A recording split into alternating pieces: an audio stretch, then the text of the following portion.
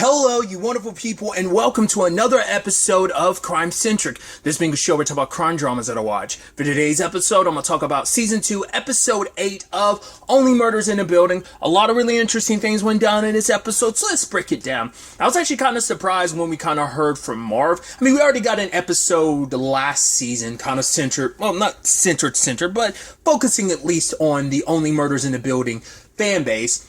And so, for it to specifically focus on Marv, I thought the episode was actually going to center around him a little bit more than it did, which I think to some extent it did, but it's like you didn't know it was Marv you were following around. I don't think we actually see Marv at all until the end of the episode, because like any other time, some of those flashlights could have been Marv, but we'll get to that soon enough. But him coming at it from the perspective of like, oh yeah, this is like some serial killer, what was it, the 6th Street slasher or something like that, which I love that he's just like, yeah, they pick like female victims, younger, well, and also older, and then male victims of any age. I'm like, I love how you're just like, every time you're like, okay, you're making it sound like this killer has a very specific pathology, like, oh, they go this particular place. Well, they also kill people on 7th Street and blah, blah, blah, blah.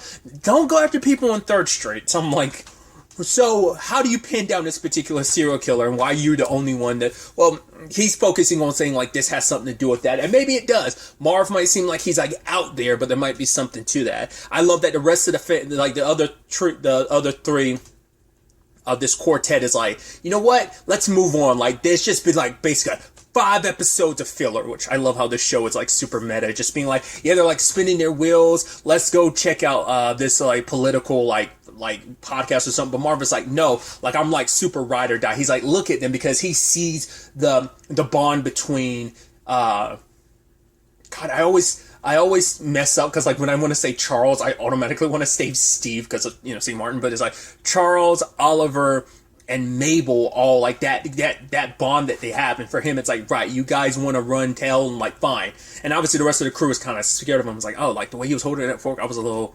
scared of him. So Marv kind of goes out on his own, and he was overhearing everything about Lucy, but the team is like, no, we don't need any ideas. We're going to go check on Lucy. Obviously, the entire city's is blacked out, and I like the bounce back and forth between what we get like 4-ish different like perspectives on things. Like obviously we have Lucy who's running from the killer. We have Mabel, Charles, and Oliver trying to get to the apartment. They have to take the long way, the stairs. And I love the whole situation of like, because Oliver insisted on taking that dip, it's like, yeah, it's going to go to waste. And he's like, well, almost like, okay, if you're going to like force me, fine, I'll take it. And it's like, yeah, you're holding like 50 pounds of dip. You're also trying to bring that upstairs. But I love that him and Charles bond are just like, they have like, I guess you could call it quote unquote their old man moments, where it's like, he's like, oh, look at my needs. I've had him since 2006. Where'd you get him? It's like, oh, this doctor's like, really? That's my doctor too. It's like, oh, they do such great work. The receptionists don't even get me started on her. I'm like, it's like, there's a child in danger. Come on. It's like, okay, right. So, and even part way through it, they have to drag Oliver up. And I'm loving, he's making the most like sexual noises. He's like, like, I'm like, why are you moaning? Like, I get you're in pain, but that doesn't sound like pain. That sounds like, either way. But you also balance that with Howard. The psychiatrist in the building is convincing Howard, like, yo, you should make a move on this guy. Like, he's obviously someone that you like. Say, like, oh, you need some batteries. But Howard doesn't want to take those steps forward because he likes the way his life is. But the psychiatrist is like, if you don't take those steps forward, your life is going to be where it is. Like, it's never going to change. You're always going to be stuck in the same. But he's like trying to make excuses, being like, yeah, I like my life the way it is. It's like, yeah, well, it can't just all be about your cats or something. He's like, well, Howard's like, I won't tell, was it Sylvia or whatever, his cat, being like, I won't tell her that you said that. And the doctor's kind of like, yeah, sure thing. But Howard does make his moves, which it is kind of sweet. You're like, hey, like, you're getting a little peek into Howard's love life. I was like, oh, it's interesting we get this late in the season, but it's like, oh, turns out it's because it's pretty significant, because it seems like the guy he might be interested in is most likely the killer.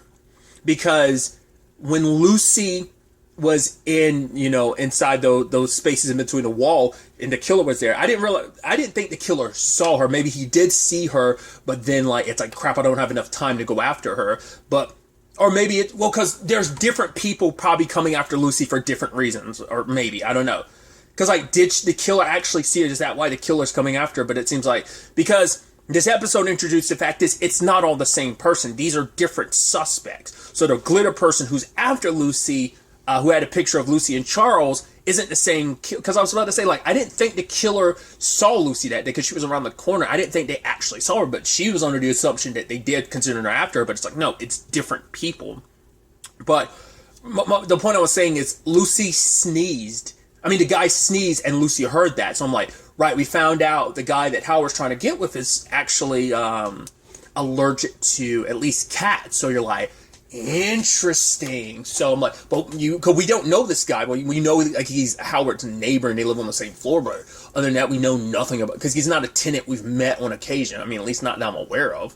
So it's like, what would be his motive for killing Bunny? I mean, once again, a lot of people have, well, because we know there's something between him and Bunny because, remember at the restaurant, Bunny was like, that guy, you won't see him again, he's not my friend. So there's probably like something deeper and personal in that regard. So, which is such a shame, especially because Howard is putting himself out there. He's happy about this. I mean, there's a little bit of a rub when the guy turns out that, well, not only just to potentially be the killer, we as the audience know that, but also the fact that he's allergic to cats, so that kind of puts a little hamper in that. But Howard's willing to take those steps forward. It's like, cool, if I can like get the cats over to someone else's place, if I can vacuum my place and lint roll my shirts like twice, could we make it? But it's like, no, you don't have to get rid of your cats. Which I was like, oh, which, hey, that's very nice that you're so compromising. But I'm like, or is that supposed to be the like fake out where it's like, okay, it seems like it's obviously him because he's allergic to cats, but it's like, no, and actually, because I mean, whoever was sneezing, I mean, because I'm trying to think, like,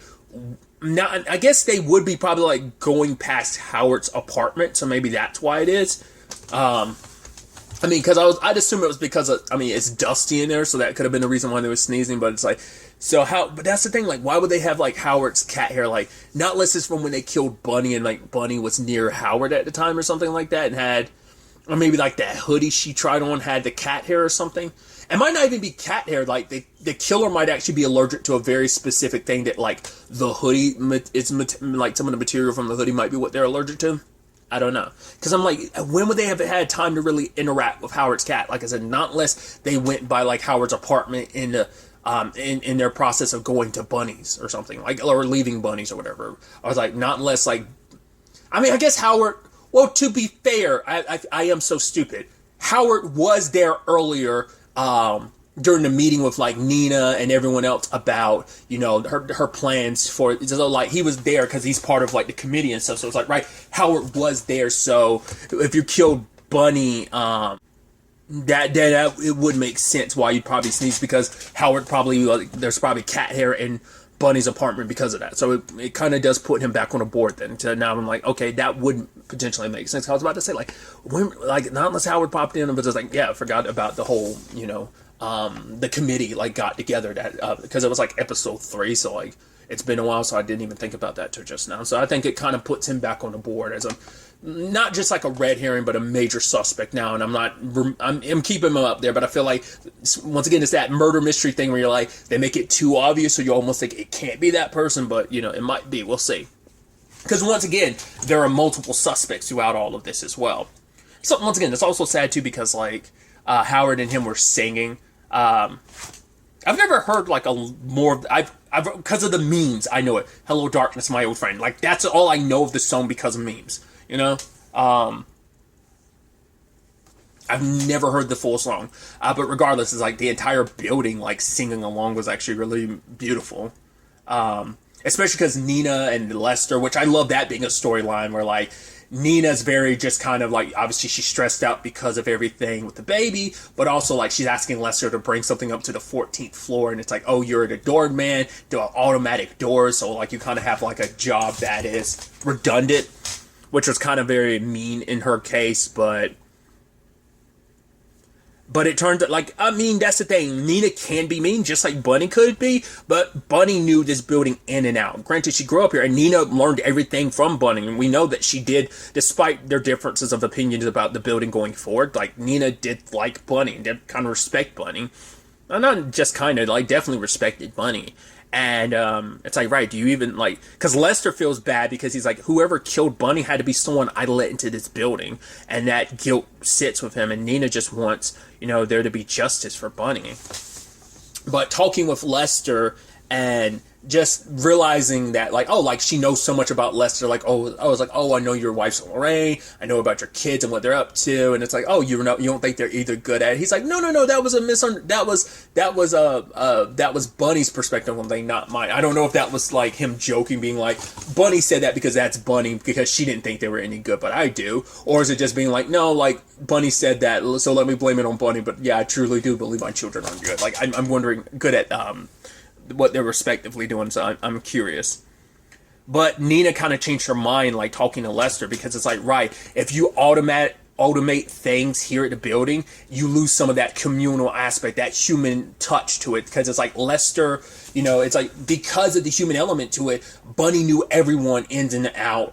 When it came, she knew so much about this building, and you will lose some of that if you kind of automate things. So she's giving Lester, like, instead of like complete, like, yeah, your job is shifting over to something more, keeping it automated, but let's put you in a position where you still keep that human element of, like, connection and being there and the friendliness, to the Arconia. So she's backing down, at least to some extent, to all her big plans for it. So I think that's kind of an interesting development. Once again, we learned that she's not as bad as you thought she was. Just like Bunny. You thought Bunny was kind of like, every time you saw Bunny, she was kind of a dick, but now she got an entire episode dedicated to her. You're like, right, she's not too bad. She's a little cranky, but it's like, right, this place means a lot to her. It's special to her. So, because it's been in her family the entire time.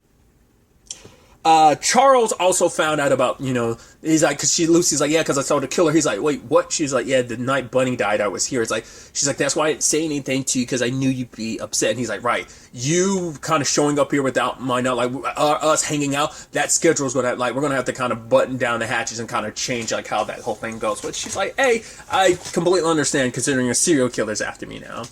But the moment, like, we saw the person in blue, I was like, oh, that's got to be Marv. I was like, but what? I was like, why would Marv break into her place? But I was like, no. Whoever it was wearing beige. He's wearing blue. I'm like, and he has a backpack. The person that busted into the apartment didn't have a backpack. So I'm like, okay. And it is sad that Marv wanted to be a part of the project. He wanted to help them, because also he's like, right, if I became a part of this, like, you could get another shout out on the podcast. It's like, he is obviously, like, Charles is like, you're not well. He's like, yeah, a lot of people tell me that. And it's like, he has the best of intention, but it is that complicated thing of, like, and I think that's kind of a commentary on, like, fan bases and fandoms, where it's like, you get a little too close. It's like, oh yeah, these are people, you watch their stuff or listen to them, but they don't know you. You have to keep that layer of, like, that, when you kind of slip past that boundary of, like, reality of, like, oh, I listen to you all the time, that must mean we're, like, best friends. It's like, no.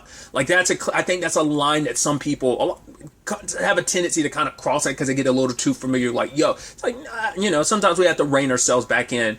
And especially because, if Marv's case, he's like, yeah, I was hoping that basically my daughter would, at least be friendly enough with me if, like, things had kind of changed. Like, maybe this could help push me towards, like, we never found out, like, why him and his daughter, like, are super have their fallout. Like, I think he even said, like, because I think he had referenced it, like, earlier this season about, like, his daughter's sexuality and stuff. And it's like, yeah, also she wants nothing to do with me. It's kind of, he snuck that in. I feel like he might have referenced that in season 1, but I definitely remember it season 2, because the moment, Mabel's sexuality came up about her being bi, like that, I remember him joining the conversation, then him and the others, but also, like, him throwing in, like, the whole him and his daughter not having a good relationship thing. So, but yeah, so Marv, because he was here, because he did step out of bounds, it did help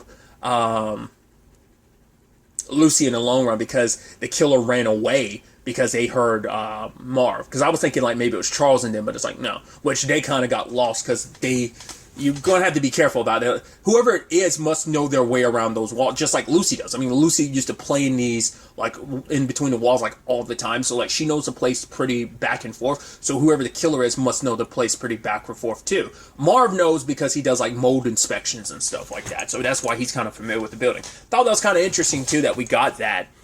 Because we actually don't know what the other fans actually do. I mean, one of them was a kid, which he's clearly older now, too. So that's kind of interesting. Because I was like, oh, yeah, that kid is definitely older. Kids grow, go figure, right?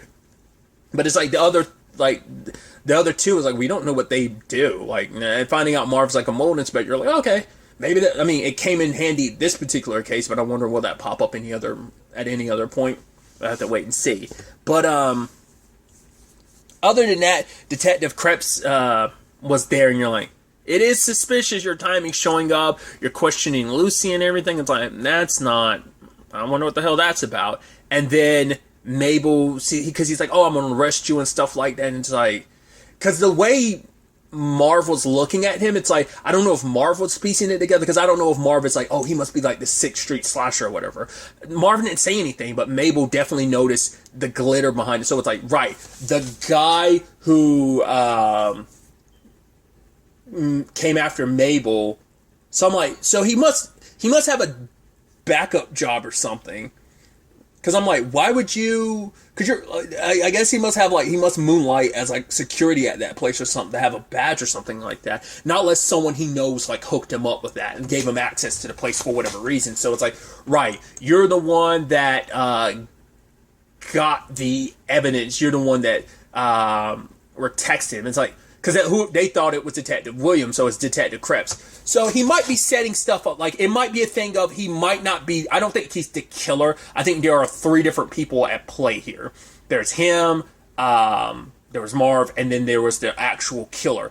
I think because this case is such a big bust for him, he's trying to, I think he's trying to like go a roundabout way to solve this case. That's my theory. I don't think he's a bad guy necessarily. I think he says this case could make his career. I think like he's probably struggling in his personal life. That's why he's probably potentially got this moonlighting gig.